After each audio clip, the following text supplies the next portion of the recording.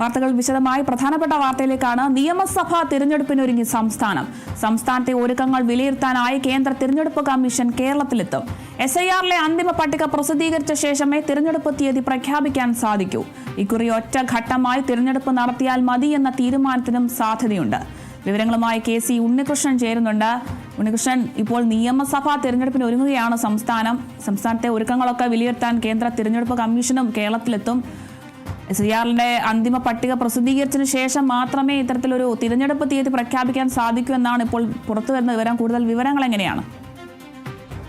തീർച്ചയായും സംസ്ഥാനം തെരഞ്ഞെടുപ്പ് ചൂടിലേക്ക് എന്നത് തന്നെയാണ് ഏറ്റവും പ്രധാനമായും പറയേണ്ടത്. തെരഞ്ഞെടുപ്പ് ചൂടിലേക്ക് സംസ്ഥാനം മാറുന്നു എന്നതാണ് കാണേണ്ട ഒരു കാര്യം. എന്തായാലും ഏപ്രിൽ 2ാം വാരം തെരഞ്ഞെടുപ്പ് നടത്താനുള്ള സാധ്യതയുണ്ടെന്നതാണ് പുറത്തു വരുന്ന സൂചന. എന്തായാലും അതിലെ ഔദ്യോഗിക സ്ഥിരീകരണമെല്ലാം തന്നെ തെരഞ്ഞെടുപ്പ് കമ്മീഷന്റെ ഭാഗത്തു നിന്നും വരണം. അതിന് മുന്നോടിയായി തന്നെ കേന്ദ്ര തെരഞ്ഞെടുപ്പ് കമ്മീഷൻ അടുത്ത മാസം കേരളത്തിലെത്തും. മുഖ്യ തെരഞ്ഞെടുപ്പ് കമ്മീഷണർ ജ്ഞാനേഷ് കുമാറും കമ്മീഷണർമാരും സംസ്ഥാനത്തെ ഒരുക്കങ്ങളും സാഹചര്യങ്ങളും എല്ലാം തന്നെ വിലയിരുത്തും. ഒറ്റഘട്ടമായി തെരഞ്ഞെടുപ്പ് നടത്താനുള്ള സാധ്യതയാണ് കാണുന്നത്. അതിനുള്ള നടപടിയാകും ഉണ്ടാകാനുള്ള ഒരു സാധ്യത. എന്തായാലും ഏപ്രിൽ 2ാം വാരം തെരഞ്ഞെടുപ്പ് നടത്താനുള്ള സാധ്യതയാണുള്ളത്. SIRന്റെ അന്തിമ പട്ടിക വരണം. അതിന് മുന്നോടിയായി SIRുമായി ബന്ധപ്പെട്ട നടപടിക്രമങ്ങളെല്ലാം തന്നെ പൂർത്തിയാകണം.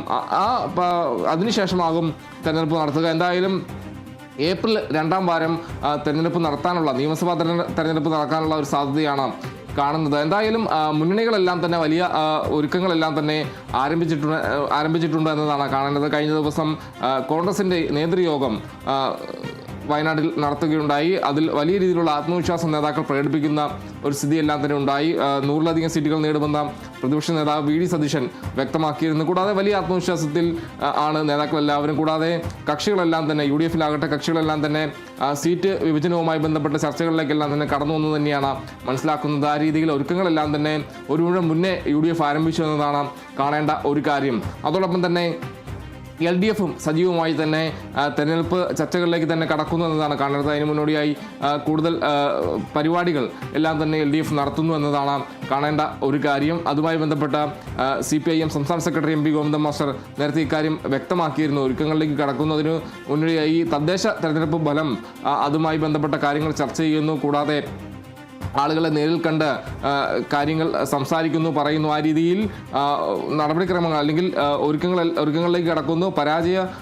പരാജയ കാരണങ്ങളെല്ലാം തന്നെ തിരിച്ചറിഞ്ഞ് കൂടുതൽ നടപടി അല്ലെങ്കിൽ കൂടുതൽ തിരിച്ചുവരവിലേക്ക് ഉള്ള കാര്യങ്ങളെല്ലാം തന്നെ നടത്താനുള്ളൊരു നീക്കമാണ് LDFിൻ്റെ ഭാഗത്തു നിന്നുണ്ടാകുന്നത്. കൂടാതെ BJPയും വലിയ രീതിയിലുള്ള പ്രതീക്ഷ വെക്കുന്നു എന്നതാണ് കാണുന്നത്. എന്തായാലും BJPയിലും സീറ്റ് വിഭജന ചർച്ചകളിലേക്ക് തന്നെ BJP കടക്കുന്നു എന്നതാണ് കാണേണ്ട ഒരു കാര്യം. അക്കാര്യത്തിലുള്ള നടപടിക്രമങ്ങളെല്ലാം തന്നെ തുടക്കമിട്ടു എന്നതാണ് മനസ്സിലാക്കുന്ന ഒരു കാര്യം. എന്തായാലും ഔദ്യോഗികമായ സ്ഥിരീകരണമെല്ലാം തന്നെ ഇക്കാര്യങ്ങളിൽ ഉണ്ടാവേണ്ടതുണ്ട് എന്നതാണ് കാണേണ്ടത്. എന്തായാലും ഈ തെരഞ്ഞെടുപ്പിന് മുന്നോടിയായാണ് നിയമസഭാ തെരഞ്ഞെടുപ്പിന് മുന്നോടിയായ ഒരു സെമി ഫൈനൽ എന്ന നിലയിലായിരുന്നു തദ്ദേശ തെരഞ്ഞെടുപ്പ് നടന്നത്. അതിൽ വലിയ വിജയം UDFിന് ഉണ്ടായിരുന്നു. അത് അവരുടെ ആത്മവിശ്വാസം വലിയ രീതിയിൽ വർദ്ധിപ്പിക്കുന്ന ഒരു കാര്യം തന്നെയാണ്. എന്തായാലും പലയിടങ്ങളിലും വോട്ട് വിഹിതം എല്ലാം തന്നെ കൂടുന്ന ഒരു സ്ഥിതിയെല്ലാം തന്നെ UDFിനുണ്ടായി. അതോടൊപ്പം തന്നെ LDFിനും വലിയ ആത്മവിശ്വാസം ഉണ്ട് എന്നതാണ് കാണേണ്ടത്. അവർ തിരിച്ചു വരും എന്നൊരു പ്രതീക്ഷയിലാണ് LDF ഉള്ളത്. തങ്ങളുടെ ശക്തി കേന്ദ്രങ്ങൾ ഒരിക്കലും കൈവിടില്ല എന്നൊരു പ്രതീക്ഷയാണ് LDFിനുള്ളത്. എന്തായാലും പ്രധാനപ്പെട്ട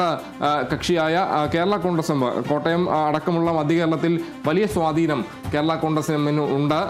അത് വലിയ രീതിയിൽ തന്നെ നിയമസഭാ തെരഞ്ഞെടുപ്പിൽ ഗുണം ചെയ്യും. അത് തദ്ദേശ തെരഞ്ഞെടുപ്പിൽ വലിയ രീതിയിൽ അത് പ്രതിഫലിച്ചില്ല. പക്ഷേ അത് നിയമസഭാ തെരഞ്ഞെടുപ്പിൽ പ്രതിഫലിക്കും എന്നൊരു പ്രതീക്ഷയെല്ലാം തന്നെയുണ്ട്. കൂടുതൽ സീറ്റുകൾ കേരള കോൺഗ്രസ് ആവശ്യപ്പെടാനുള്ള സാധ്യതയുണ്ട്. ആ രീതിയിലാണ് കാര്യങ്ങൾ. കൂടാതെ CPIയും മികച്ച ഒരു മുന്നേറ്റം കാഴ്ചവെക്കാനാകുമെന്ന പ്രതീക്ഷയെല്ലാം തന്നെയുണ്ട്. LDFിനെ സംബന്ധിച്ച് നോക്കുകയാണെങ്കിൽ ആ രീതിയിലാണ് കാര്യങ്ങൾ പോകുന്നത്. എന്തായാലും മുന്നണികളും വലിയ പ്രതീക്ഷയോടെയാണ് നിയമസഭാ തെരഞ്ഞെടുപ്പിനെ കാണുന്നത്. എന്നാലും ഒരുക്കങ്ങളെല്ലാം തന്നെ മുന്നണികളും ആരംഭിച്ചു എന്നതാണ് കാണേണ്ട ഒരു കാര്യം. എന്തായാലും ഏപ്രിൽ 2ാം വാരം തെരഞ്ഞെടുപ്പ് നടത്താനുള്ള സാധ്യതയാണ് ഉള്ളത്. അതിന് മുന്നോടിയായി ഒരുക്കങ്ങൾ വിലയിരുത്താനായി മുഖ്യ തെരഞ്ഞെടുപ്പ് കമ്മീഷൻ അടക്കം സംസ്ഥാനത്ത് എത്തുമെന്നതാണ് കാണേണ്ട ഒരു കാര്യം. എന്തായാലും ഒറ്റഘട്ടമായി തന്നെ തെരഞ്ഞെടുപ്പ് നടത്താനുള്ള സാധ്യതയാണുള്ളത്. എന്തായാലും SIR നടപടിക്രമങ്ങളെല്ലാം തന്നെ പൂർത്തിയായ ശേഷം നിയമസഭാ തെരഞ്ഞെടുപ്പിലേക്ക് സംസ്ഥാനം കടക്കും.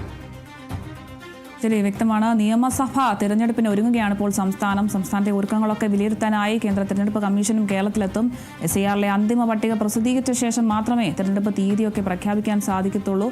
ഒറ്റഘട്ടമായുള്ള തിരഞ്ഞെടുപ്പ് നടത്തിയാൽ മതി എന്നൊരു തീരുമാനവും ഉണ്ട്. കൂടുതൽ വിവരങ്ങൾ നൽകിയത് KC ഉണ്ണികൃഷ്ണനാണ്.